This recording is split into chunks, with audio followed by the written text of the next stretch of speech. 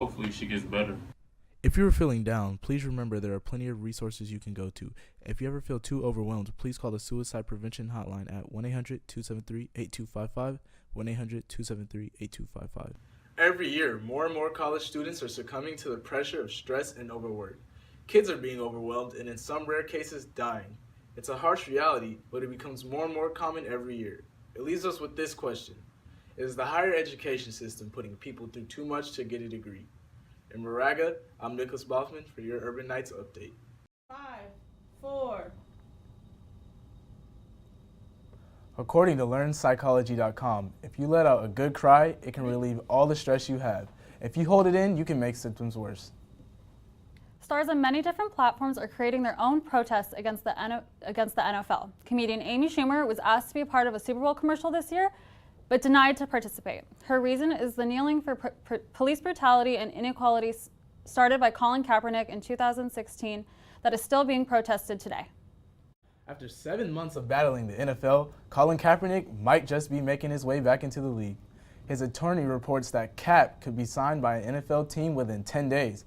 On October 15th, Kaepernick signed a grievance against NFL owners claiming collusion and preventing him from getting signed. Will we be seeing Cap on the field soon? The controversy over taking a knee has not gone away. In fact, recently, a small privately all-black high school in Maryland took a stand. The football team decided to support former 49ers quarterback Colin Kaepernick and took a knee before the game. Nike is also standing with him, a move that's causing controversy. Noah Dobbin explains. The city of San Francisco is a very cultured place. On August 2016, one man by the name of Colin Kaepernick changed the game. Colin Kaepernick's silent protest was a strong movement that changed the way people and athletes saw both the country's government and law enforcement. Michelle Baxter, a South Lake Tahoe law officer, gave me her input on the issue. Based on what I've seen and how people are taking the ad, how they're seeing the ad, I think that it's taking away from whatever it is he was trying to do. Like I said, I think Nike saw an opportunity, they took it, and they ran with it. And for them, the idea behind the ad is, don't sacrifice your dreams. Right, so going back to Colin Kaepernick kneeling for the national anthem, he part of his message was that law enforcement, were racially biased and were shooting people at will, and that's a little off the cuff, but what that does is that casts a bad light on every single law enforcement officer in the nation, and I think that's unfair. Kaepernick has been a staple for many people and companies, but none more relevant than the recent Nike ad that has skyrocketed his controversy. This Nike ad has put many people in a frenzy. The message behind the ad is that you are able to sacrifice and still be what you want. I asked Alex Golembiewski, a local athlete in this area, what he thought about the ad and its underlining message. I thought it was a real cool video. It was really enlightening, definitely a lot of information. Not a lot of people support it, but I mean, as an athlete myself, I kind of get where he's coming from. I get putting the sacrifices on the line, doing whatever you need to do to follow your dreams, and not a lot of people understand where we're coming from. So as an athlete, and just as a person in general, I 100% support him. For me, I think, for me personally, the kneeling was just a symbolization, or just to recognize other stuff that's been going on in the world that not people are seeing in the news, people that aren't seeing every day, like, for instance, police brutality. I know it's a big thing, not just with African Americans, but just people in general. It just represents so many other things that's going on in the world, and not everyone's realizing or even knows what's happening. Men and women alike may say that the ad that Nike put out is going to hurt them. In the stock market, Nike has gone up 32%. However you stand on the situation of both the kneeling and the ad, be able to understand both sides and come together as one country, united forever. Kaepernick, along with many others, are trying to focus attention on equality issues in this country. Choosing a college out of high school can be difficult, but choosing a major can be even more difficult. If you're one of the lucky few kids who have known what they've wanted to be since a child, then Niche is the website for you. Niche helps you choose the best colleges that fit the major you want to pursue. It may not give you all the answers, but it's a step in the right direction towards your future. Turns out, not being able to find a job after college doesn't mean you're not qualified. Instead, it's a matter of networking with the right people and finding ways to stand out among peers. You never know when and where your break will come from, so be someone worth knowing. Don't be afraid to prove how qualified you are every chance you get. Looking for some tips on getting into the job market? Amy Smith sat down with one of our 4 own Academy of Art University. Hi, I'm Amy Smith, and today I have Michelle Kennedy with me, and she teaches here at Academy of Art University, and also she works with Career Services Manager. Yes, I do. Thank you so much for having me here. Welcome. So, I'm just curious. I know that the job market's probably crazy right now. So, what is it looking like for students that are graduating soon? So yeah, we have a job market that's really full. There are so very many jobs in the area of our department, communication, media technologies, and we've also got a lot of people trying to get these jobs. So it's a great time for students looking for jobs and getting ready to get out there in the career world. But it's also really saturated with a lot of competition. So that's what we have to think about when we're getting students ready to get those jobs. And what is something that we can do as students to set ourselves apart from the other competition out there? A couple things. I would say as much experience as you can get. Obviously, the classes in our department are vast. We have everything from production, in front of, behind the camera, flying drones. You're in the classes right now, so it's a great vast array of classes, but you also want to think about internships. You want to think about what internships can I get to get that real world experience and then put that on my resume. But also in those internships, you're going to be networking and meeting people, and that's really, really important. Also conferences. There are many different conferences, whether it be for students or whether it just be, in production, media, in general. Anything that students can do to network with people and get to know people that can maybe help them down the road makes a huge difference. And I have a lot of students who are applying for these jobs and then they don't hear anything. If you know someone at that company, if you know a job recruiter and you can reach out to them when you apply, it makes a huge difference because maybe they can say, hey Bob, I know this person. It does make a difference. So as much as you can get your feelers out there to get to know people who could help you, the better. So in saying that, reaching back, how long should we wait before we reach back? To reach back, you mean like communicate with people that you've met? Right, like, trying to put the feelers out there, like you said, maybe you're not getting a reply, like how quickly should you reach back? Oh, I'd say probably a week seems kind of fair to check back with people. And then, if we're meeting people at different career events or networking through internships, you just want to keep that relationship going. So if I met somebody at a conference, maybe I'll check in with them a few weeks later, a month later, see if there's any opportunities, see if they want to have coffee, or even you could send people your work and say, hey, would you check this out and see how it looks? Well, we're running out of time today, so I want to say thank you very much for coming on the show today, Michelle. Thank you. It was fun. Well, folks, that's all the time we have. Back to you. Thanks, Amy and Michelle. Contact sports have become a major issue for our nation's youth. Rule changes in the NFL have been implemented in an attempt to make the game safer. Concussions are at an all-time high, and the league is trying hard to reverse this, which will shorten the careers of many. The changes have trickled down to youth football as well, but this hasn't changed the opinions of many parents whose main goal is to protect their children.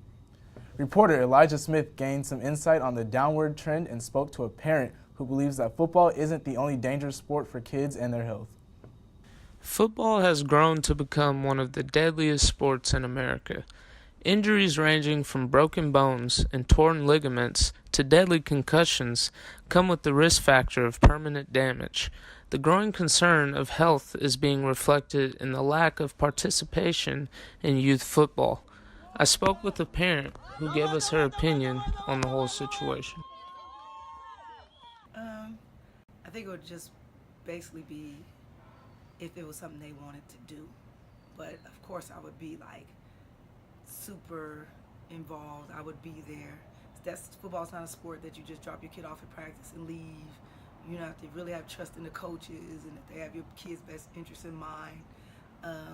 But it is a sport that the kid has to actually want to do it. It can't be a sport that just because your dad played or your brother played, or you gotta play. If the kid's hard into it, then it's definitely you're setting yourself up to to get hurt because it's something you don't want to do. You're getting drugged there. If you're crying, parents are dragging to practice, you don't want to be there. Of course, you have a better chance of getting hurt. But if it's something you want to do and that you're really into it and you're putting your heart into it, then, you know, just like anything else, you know, my kids play baseball. I've seen them get hit in the face. You know, just like football, you can get hit, you can get hurt. Any game, any sports you play. I see cheerleaders come in. I work at the ER. I see cheerleaders come in with broken ankles, concussions from getting dropped. So it's danger in all these sports. But with football, it's a different beast. You know, you gotta have the heart for it.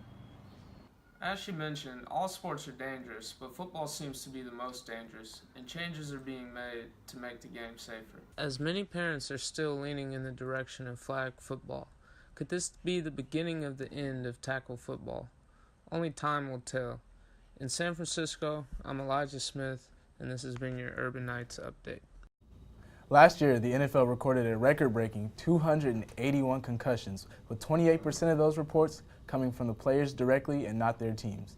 Even with the new rule changes, this is still a 13.5% increase from the previous year. Contact sports are a big deal this day and age. Many kids are getting taken out of their athletic careers way too early due to concussions and other related head injuries. Our very own Noah Dobbin went out and asked parents if they would allow their children to play contact sports. Yes, because it's not just the sport. I think kids learn things from sports, like skills, you know, how to work in a team and so on and so forth. No, I wouldn't let them play football, and I didn't let them play football just because of so many injuries. Absolutely. Well, nowadays, it's safer. There's a lot more protective gear for the kids. There's a lot more, a lot more education that goes on in the colleges, high schools, and in the intermediate sports. And that's pretty much my opinion. Now, let's take a look at what's going on with Urban Knights Athletics and what's happening this week with Taylor Martin. Thank you, Nick. A lot is going on this week with Urban Knights Athletics. We also have a special piece brought to you by one of our golf athletes. For Academy of Arts athletes, it's just as important that they take academics just as serious as they do in their specific sport. For many, the dream is to move on to a higher level of competition, hoping it will become their career. But the reality of it happening can be a long shot. Academy of Arts athlete student Lawrence Liang is a perfect example of combining both passions, being able to compete for the golf team and still continue his love for videography. Liang is able to stay grounded with the help of competing on the links. Lawrence shows all athletes that even though sports can be a huge part of our lives, finding a passion and pursuing it can become a successful career itself. In order to compete and have an edge on your opponent, strength and conditioning is a huge component of succeeding. ArtU is lucky to have a determined strength and athletic training staff that pushes and maintains its athletes. Seasons can vary depending on the sport, so it's important for the athletes to learn the basic fundamentals and movements. Let's have a look at this week's upcoming schedule. Both men's and women's soccer compete on the pitch this week against Concordia. The men's team is looking to get its second win of the season after a tough battle with 14th ranked Azusa Pacific this past Saturday. The women's team follows up at 3:30 p.m. They took on Azusa Pacific this past Saturday and lost 3-1. Anissa Wilson scored the lone goal, her sixth this season. The women are 1-6 in conference and 7-7 overall. Also, the women's golf plays in the Sonoma State Golf Invitational this week. They will be playing at Foxtail Golf Course in Roanoke Park Monday through Wednesday. Anahi Servin won her second Pac West Week award. That's it for your Urban Knights Sports Update. Good luck to the athletes this week. I'm Taylor Martin. Back to you, Monique. Thanks, Taylor. Our very own Taylor Cooley sat down with some fellow Academy of Arts students discussing college sports and their success. Hello everyone, I'm Tara Cooley, and joining me this week is Elijah Smith, Cadence Pillsbury, and Ash Zhang. Tonight we'll be discussing if athletic teams in colleges and universities should be cut if they have continuous seasons of being unsuccessful. We'll go to you first, Elijah. Well, as we all know, this is a real touchy subject. You know, kids sign these scholarships for instance, we're a California school. There could be kids traveling all the way from the East Coast to come to our school. They leave their whole past lives behind them. Now, if they get to the school and their team turns out not to be as good as they hoped for, and then a year later they're saying, you know what, we're cutting your program.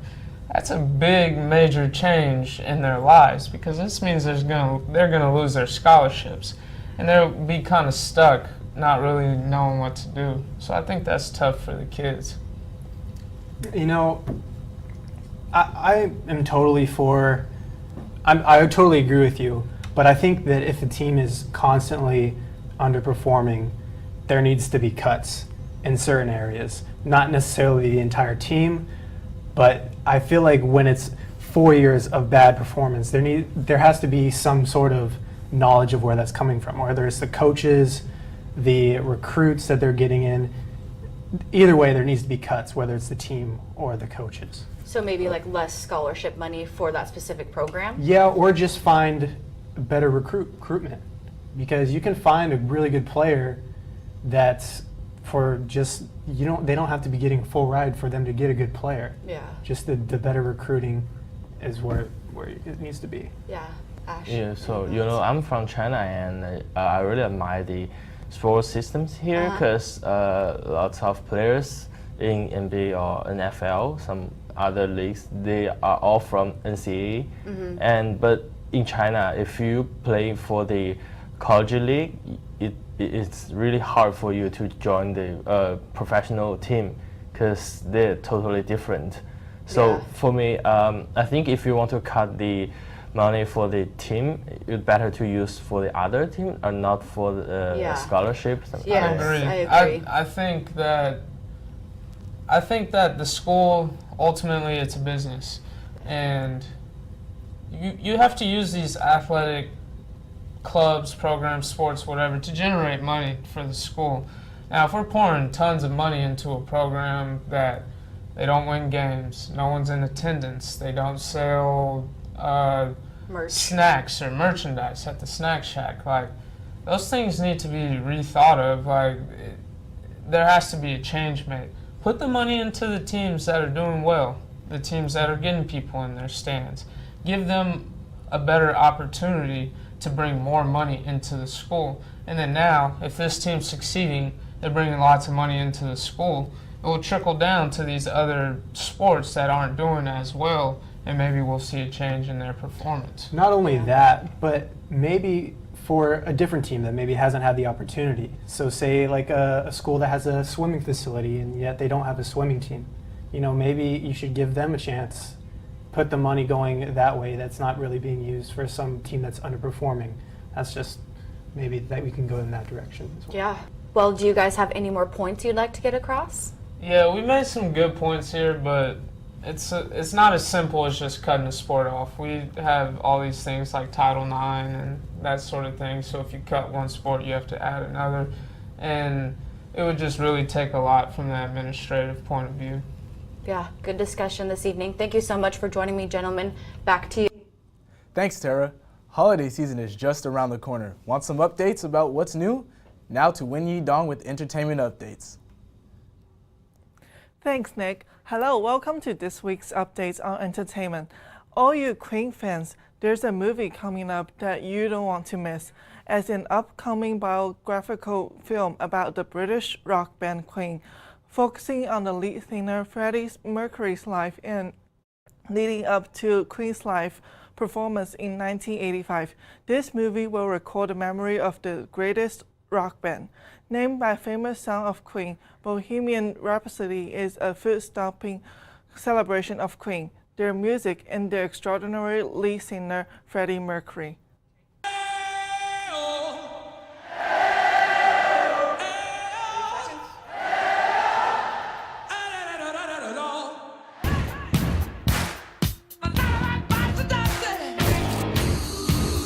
She's a killer queen.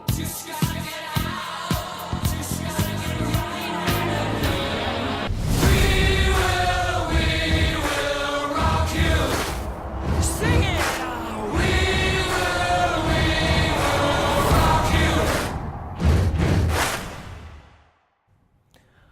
By tracing the race of the band through the iconic sounds and the revolutionary sound, this film will definitely record your memory of Queen band rock ages. Looking for movies to share with your family during holiday season? Here are several movies great for this Halloween. Goosebumps 2 Haunted Halloween as a horror comedy film is a great one to share with kids this month. Slappy is back to wreak more havoc this Halloween. Come with us in the theater and experience the adventure to the fictional town of Walden Cliffy.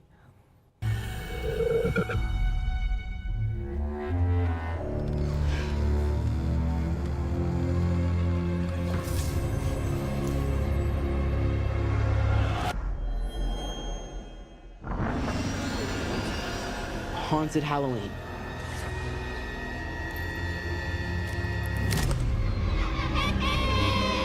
Did you miss me?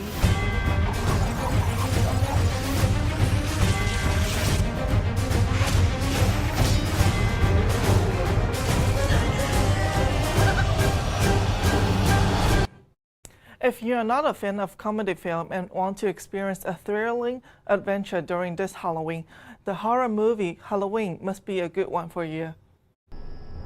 40 years failed murderers in 1978, two journalists traveled to Smith Grove to interview Michael Myers, who was captured from that case. After Phil and Michael talks to them, they drove all the way to Laurie's house.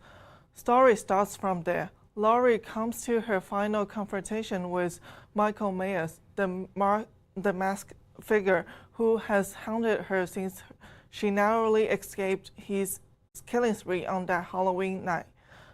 Jamie Lee returns to her iconic role. Can she still escape the killing spree?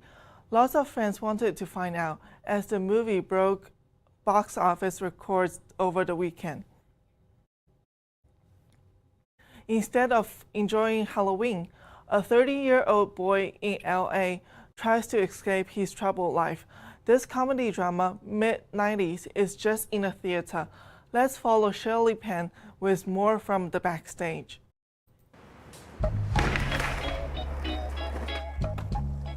Mid-90s is a comedy drama that follows 13-year-old Stevie in 90s-era LA as he escapes his troubled home life and finds a group of friends through skateboarding.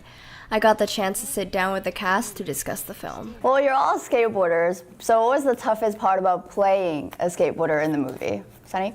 Me not being able to skate well. That was probably one of the hardest parts of the film for me. I just tried to fall more than I actually skated, so it could be more believable.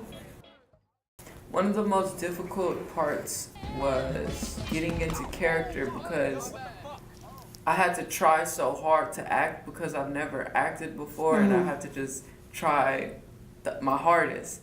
But my character was the opposite, where he doesn't try hard at anything. So it was kind of like a very vivid contrast that I constantly worked on. Sunny, you've been in a couple of films, but for the three of you, this is your first time being in a movie. So what surprised you about the movie making process? One thing that surprised me about the filmmaking process was when I studied my lines every day and every night, and I memorized them like the back of my hand. It was in my head like I knew my name. No matter how much I memorized it, I still got nervous every single time I filmed a scene. But I learned that nerves are very healthy. It just means you care about what you're doing and you're trying hard at what you're doing. A lot of the time, we feel like our lives are the worst. But I think if you looked at anybody else's closet, you wouldn't trade your shit for their shit. So let's go. That's why we ride a piece of wood, like what that does to somebody's spirit. So say right now, you guys have one choice. You can either be an actor or a skateboarder. What would you choose? Both. Both? Okay. Olin? I would say acting because skateboarding could never leave any of our lives. That's just how skateboarding is. Mid-90s hit theaters October 19th. Be sure to check it out for that 90s feel. In San Francisco, I'm Shirley Pan, and this has been your Urbanites Update. This is a movie that you Jonah Hill fans don't want to miss. I can't wait to share these movies with my family during this holiday season.